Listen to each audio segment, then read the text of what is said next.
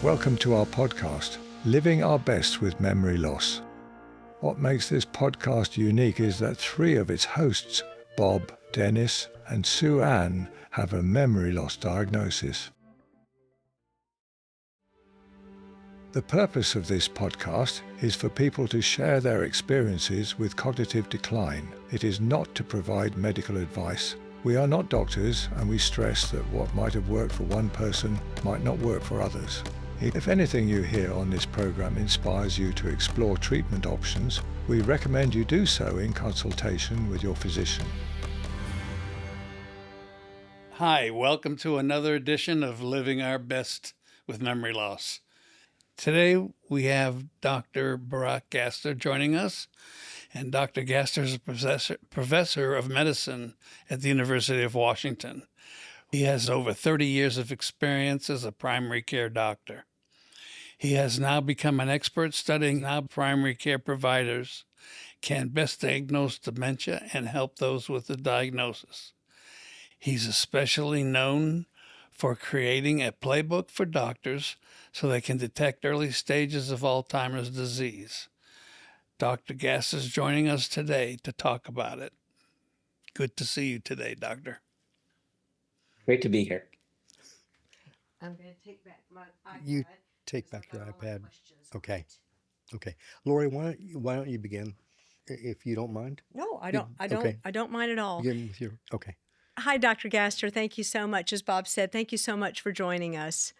You know, Bob just mentioned that you're known for creating, you're known for many things, of course, but what interested us was this whole idea that you created a playbook for primary care physicians on how to better diagnose a patient with a memory loss diagnosis.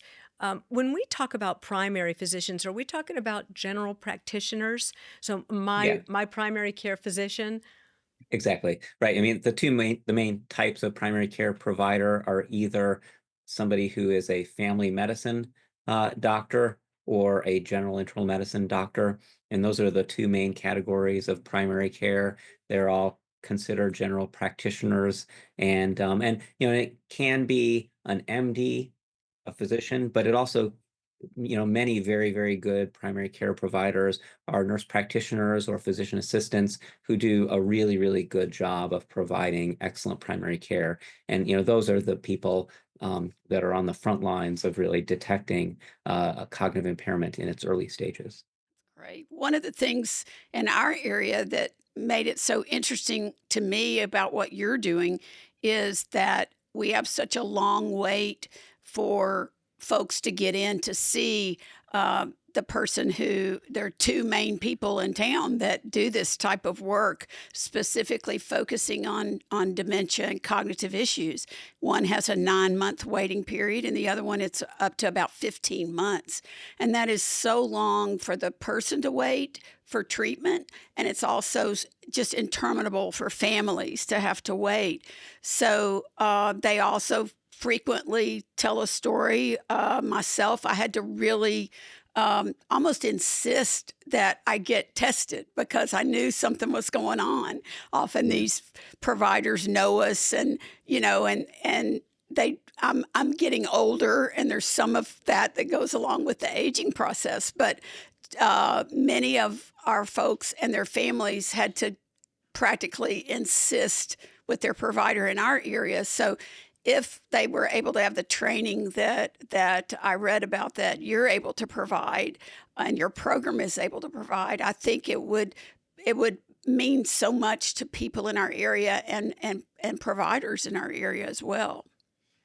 Yeah, I mean, you're definitely pointing out, the biggest and growing problem, which is just that there aren't enough specialists available to see all the people who really ought to be seen in a quick enough way, and that's really a problem that's only getting worse. And so that's why the big framework for the work that I do is that in the same way that diabetes is a primary care disease, it's very common, and it's something that most people with diabetes can be very well treated and diagnosed in a primary care setting. That Alzheimer's disease and related dementias, including mild cognitive impairment, really also is very much a primary care disease that needs to be evaluated and can be diagnosed and can, in many ways, be managed in a primary care setting. Well, I love that because the other piece of that is the primary care provider may say, well, okay, I'll give you this referral, but you still leave that office without any answers, any plan, and then, you have to wait. So, could you tell us a little bit about your program, how it got started and maybe some of the components? I'm really interested in this. Because So, I was so Yeah. curious how you got into this. And yeah, what generated, yeah. to what Sue Ann's saying, what generated this whole idea and what established your interest in memory loss? Curious on Yeah, that. so right. And as Bob said in the introduction, I've been a primary care doctor for 30 years. And it was about 8 years ago or so that I was realizing that the thing that I was struggling with the most in my own practice, and I saw my sort of colleagues in the primary care clinic struggling with the most, was dementia. That I really felt like I hadn't gotten enough knowledge or training in medical school to really know what to do when somebody walks in with a cognitive concern. And so really um, said, I'm going to take this on and really sort of try to understand it better. And as I learned better what it was about and what primary care could be or should be doing, I realized, wow, this is really a really important field that I could really make a contribution to by helping other primary care doctors benefit from the sort of the conceptual work that I had been doing for my own practice. And so that was about 7 or 8 years ago that I started working in this area and developing workshops for other primary care doctors.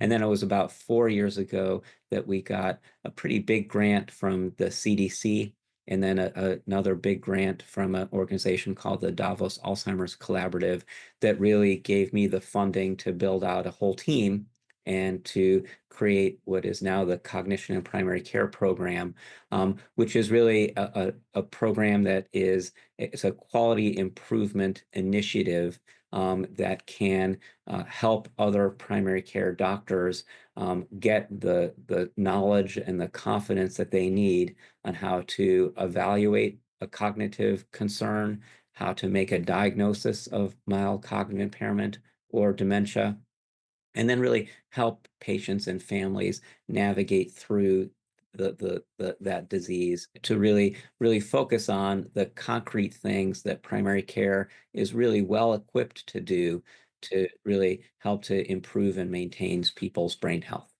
Well, that's what I was kind of wondering when I was reading the internet about what you do, and you're sending out this book that you've done to tell doctors how to find out what is going on.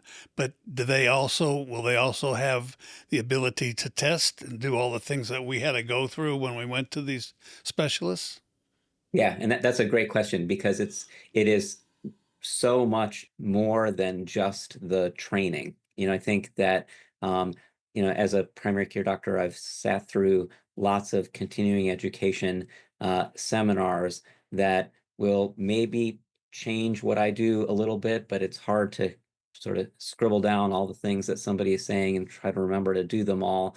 And so a really important part of the Cognition Primary Care Program is that it's not just the training, but we're also offering tools that people can use that are either in their computerized medical record that they are working on in the clinic, but even very like simple paper-based tools that are in folders in their clinic. So putting those tools together with the training is really the integrated way that we're able to help doctors change what they do in their practice.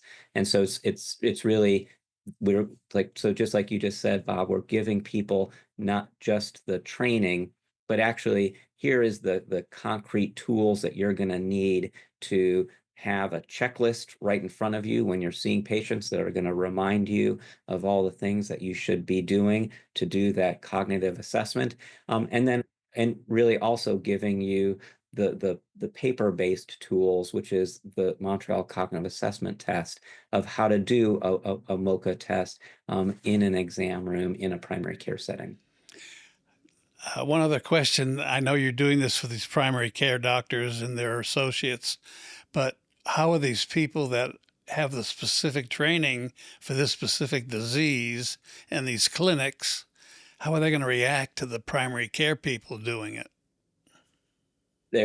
So right. So there's definitely a little bit of like getting over the mistrust of, isn't it a little bit problematic for primary care to be making this diagnosis? And is it possible that sometimes that diagnosis, won't be sort of as accurate or specific as it should be? And that's definitely something to be aware of and to be thinking about.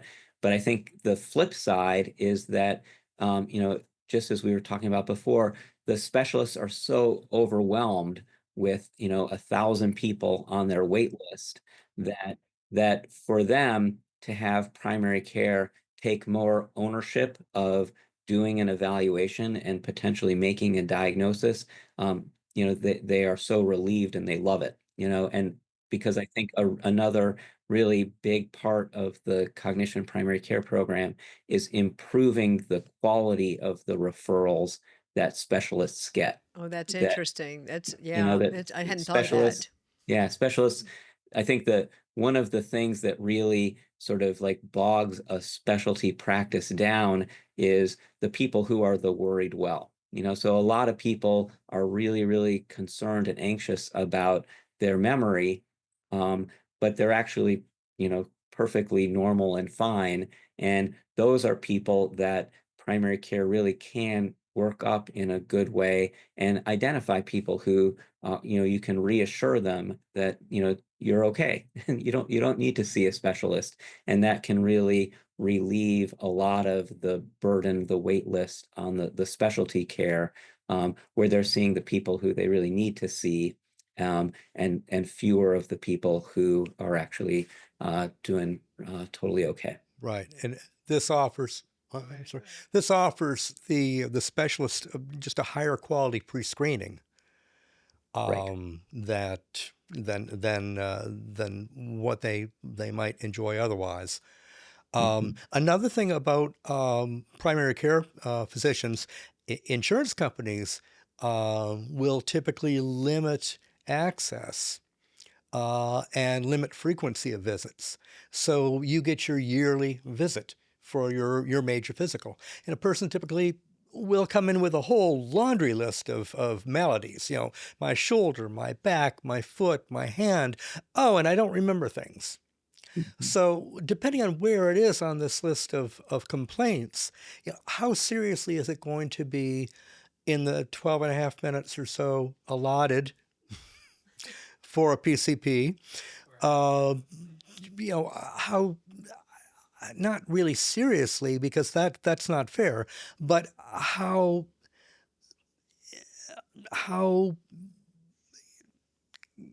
uh, with what quality can that complaint be addressed when it's one of a number of different complaints? And never mind the findings that might be made by the PCP at that time. So it's there. That's certainly a great help, because it's easy to envision a 3-year period from the time symptoms might manifest to one appointment where it's glossed over. In my case, I had three consecutive years where I had complaints of cognitive decline, and in each case, a referral wasn't made. And I was quite focused on relaying that issue. It wasn't just a sidebar or something. It was a major complaint, and still, it took 3 years before I was able to sit down with a neurologist and talk about cognitive impairment. Yeah, So, you bring up such the important point of sorry. how hard primary care is. So I think that is, part of the reason that our cognition primary care program has been successful is that we really approach it sort of from a primary care sort of mindset. Like we are primary care providers. We understand how difficult it is to be doing primary care in the way that you exactly just mentioned, where people don't just come in with a memory complaint, but it's also like my knee and my sort of shoulder and my blood pressure and my other things, that it is really it's really challenging for a primary care provider to figure out how to prioritize that and how to make it work. And the natural approach for primary care is that I really want to try to get to as many of the things on your agenda as we can at this visit. We'll Right. do our best, but it's really, really challenging. And so really one of the big light bulb moments for the training that we do for primary care is empowering primary care to say, I want to see you back for a visit where the only thing that we're going to talk about is your cognition. This is going to be a dedicated visit for a cognitive evaluation. And we're going to get to as many of the other things as we can today. But the next visit, we're really going to do just cognition. And we're going to go through the checklist of how to do a cognitive evaluation. And that's all we're going to do at that visit. And then the other like big hook that really is a light bulb moment for primary care is that I want you to come to that visit with a family member or close friend. Because I think one of the other things that is wonderful about primary care that I love, it's a very kind of like personal, kind of one-on-one sort of communication that often happens, where people often will go to their primary care visit by themselves, which is generally fine and great. But when there is a question of needing to evaluate somebody's cognition, it is just so essentially important to also get input from somebody who's spending time with that person.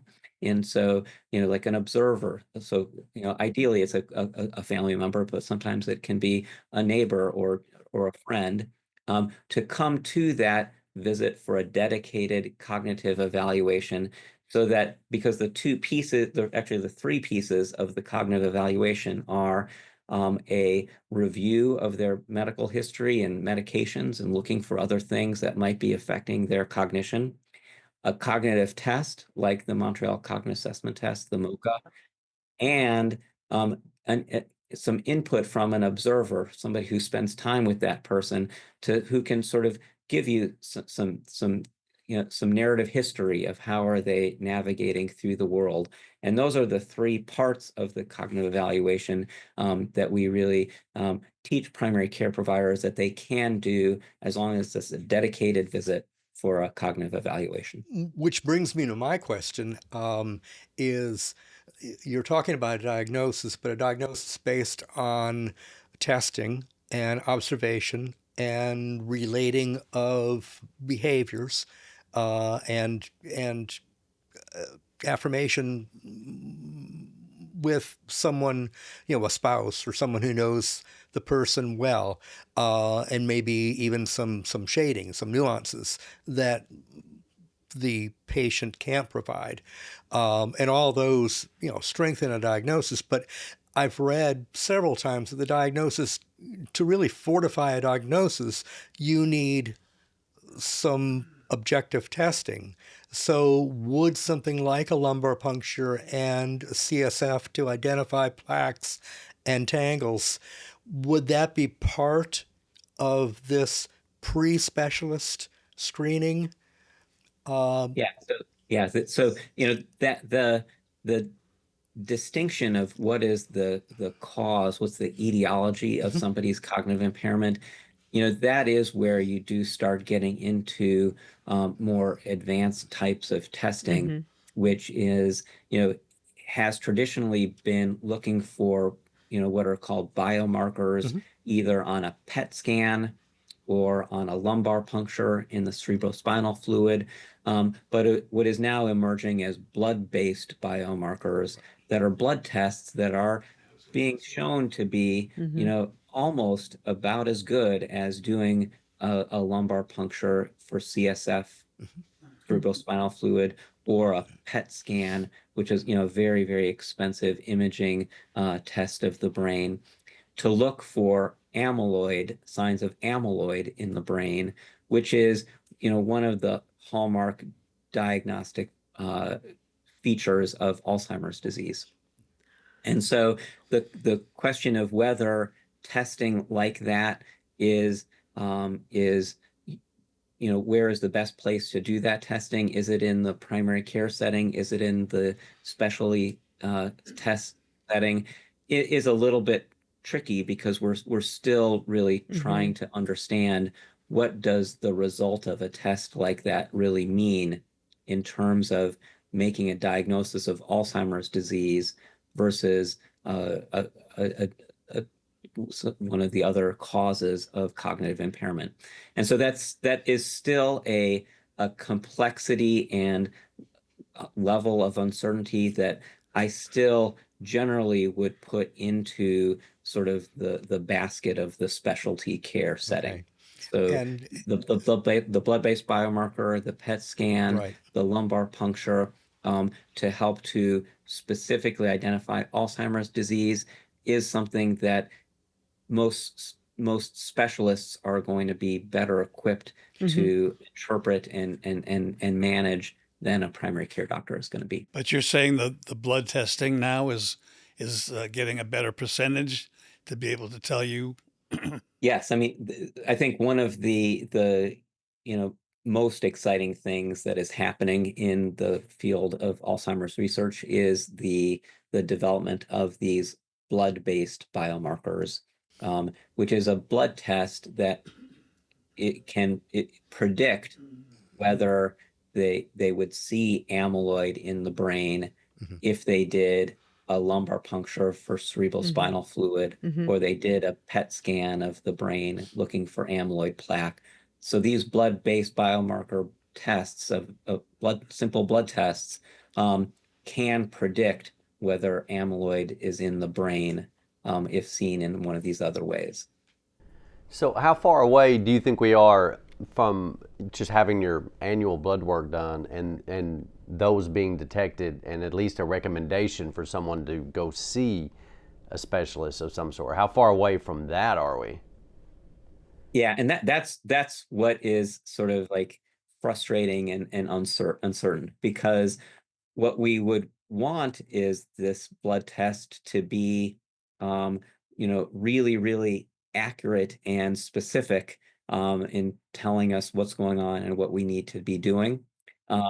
And it's so tantalizing and like we want that test to be that so badly that that it can be easy to lose sight of what the what the power of the test really is. And I think one of the biggest concerns is that people who don't have any cognitive problems, whose memory is perfectly normal, can have an abnormal amyloid blood test. And the question of like, what does that mean for that person is really, really still uncertain.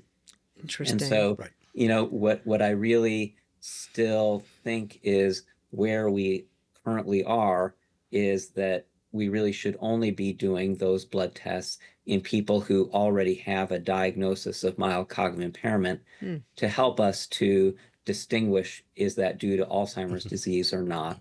But I think that there is a lot of uncertainty, and I think we might be, it's hard to know how far away we are from giving a blood test like that to somebody who doesn't have a diagnosis of mild cognitive impairment, because we still don't really know what that finding of amyloid means in somebody who doesn't have a diagnosis of mild cognitive impairment. And so could it be used as a screening test? I think we need more research done to understand how that might sort of play out and how it might be used in the real world. Well, like my wife's grandmother, great grandmother, had Alzheimer's, and her grandmother had Alzheimer's, and now her mother has Alzheimer's. And she talked to her primary I'm care in doctor. big trouble. Yeah, she talked to her primary care doctor about getting this blood test that we're talking about before anything is showing up with her. And he said, I could have that done, but I wouldn't know how to read it. I Right. wouldn't know what to And do with it. And I wouldn't so, either. Nobody does. Nobody so really no one does. does. Yeah. Yeah, Okay. I think, I think the better approach to really take is for everyone to be thinking that they are at serious risk of Alzheimer's disease. So I think that that rather than using a blood test like this to decide how worried should we be, like we should all be worried, with like, with a good sort of balanced worry. It's not like, worry, freak out, and sort of like, have it disrupt your life, but that we should all be like really paying attention to things that we can do to maintain our brain health, regardless of what our blood test shows or not. And so like, really paying attention to making sure that our blood pressure is well controlled, and that our diabetes is well controlled, and that we are getting regular exercise, and that we're eating a healthy diet, and that we are staying socially engaged, and that Right. we're treating our hearing loss, and that we're treating our sleep apnea. Like those are all the really concrete things that we know can really maintain and improve people's brain health, that we should be doing regardless of what our blood test may or may not show.